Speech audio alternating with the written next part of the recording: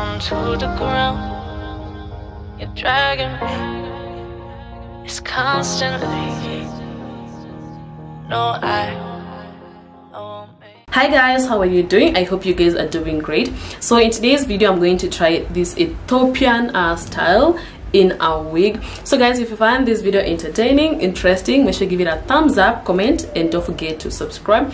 So on my previous video, I tried to create a Kenyan style, a Maasai look, and most of you loved it. So in today's video, I'm going to try this Ethiopian style, and also I'll try a South African style or Zulu style. Yeah, also just comment down below guys if you feel like I should remove the accessories, if you feel like it's too much. The Ethiopians add like accessories on this hairstyle, like something like a cross or something.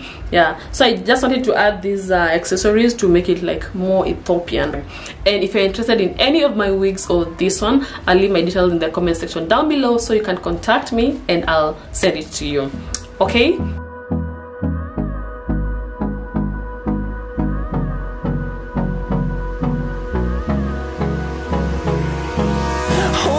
Close till I get up. Time is barely on our side.